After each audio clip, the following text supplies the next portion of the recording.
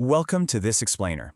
Okay, if you've ever stared at a massive blowout in your absolute favorite pair of jeans and felt that immediate sinking feeling of loss, well, you're exactly who we're talking to today. We're going to dive into how you can actually take that fabric damage and transform it into an intentional, wearable masterpiece using Japanese Sashiko embroidery. Basically, we're going to look at how to make that garment fundamentally better than it was when you bought it. So, think about this quote for a second. It proposes a pretty radical shift, right? It's a complete reversal of how fashion usually tells us to deal with problems. The industry normally urges us to just throw away torn jeans or, at best, quietly cover up the damage. But this challenges us to fully embrace the rip. We're not hiding anything anymore. We're elevating it into high-end geometric art. And you can really see the difference when you compare the two approaches. On one hand, you have the traditional patch, which is often just bulky, ugly concealment. It's basically a sad fabric band-aid. But Sashiko Mending offers something totally different. You're getting actual structural reinforcement combined with a high-end aesthetic. It absolutely proves that elevating a garment story with zero concealment is just way superior to hiding a mistake. All right, let's jump right into Section 1, Visible Mending and Wabi-sabi. This is really the driving philosophy behind this whole movement toward longevity and radical sustainability. At the core of it is wabi-sabi. See, this isn't just a repair technique, it's an entire artistic mindset. Fast fashion completely relies on this idea that clothing has to be pristine to be valuable, but wabi-sabi flips that entirely on its head. It actively celebrates imperfection. By highlighting a tear with intricate threads instead of masking it, you're proving that perfection is completely overrated. The history of the garment actually adds to its value. So to actually pull this off, we're going to need the right gear. Let's look at Section 2, the basic Sashiko toolkit. The beautiful thing is, you really only need a handful of items. First, specialized Sashiko needles, which are noticeably longer and sturdier than your standard sewing needle. Second, palm thimbles. Unlike regular sewing, you wear these right on your palm so you can push the needle through tough layers of denim using the full weight of your hand. You'll also need a base fabric, like indigo denim. And then, absolutely crucial to this, that iconic heavyweight white cotton thread. The way that crisp white thread pops against deep indigo denim, man, that is the unmistakable signature of this art form. Now that we're equipped, let's move to Section 3, the rice grain stitch. Meet the komezashi, otherwise known as the rice grain pattern.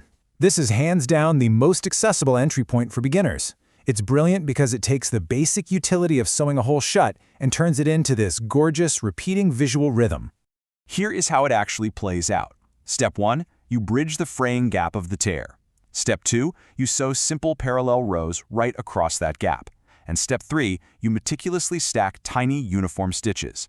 You aren't just making it look pretty here. The rice grain stitch literally pulls the fraying edges together and structurally reinforces the whole area. It's proof that you can have pure utility and stunning design happening at the exact same time. Ready to level up? Let's check out Section 4, the hemp leaf motif. This one is called the Asano-ha, or the hemp leaf motif. It's an ancient Japanese pattern that represents growth and resilience. When you apply this specific motif to a damaged garment, the geometric complexity goes way up. The result? A highly professional, incredibly high-end finish that looks 100% intentional. The secret to pulling this off really comes down to 3 steps. First, you place a secondary fabric patch right behind the rip. Then, you stitch the geometric logic of the hemp leaf through both of those layers. This creates an amazingly tactile, multi-layered surface.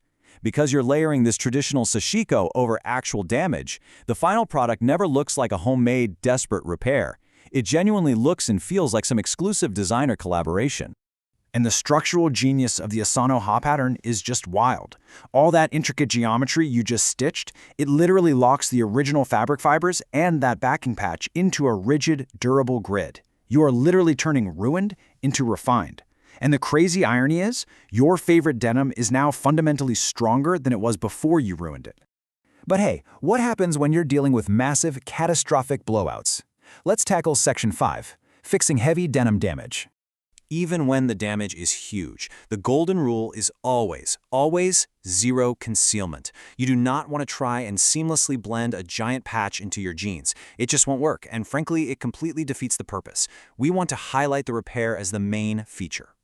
So here's how you execute zero concealment on a larger scale. First up, utilize contrasting patch placement. Throwing a wildly different shade of denim behind a huge blowout looks amazing. Second, and this is super critical, you have to manage your fabric tension carefully.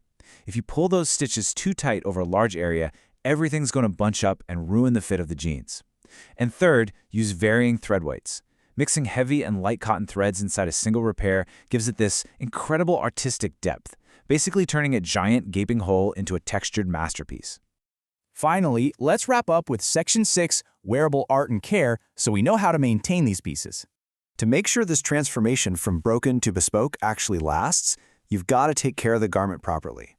First, launder these pieces carefully, because the goal is to keep that white cotton thread looking incredibly crisp and vibrant against the blue.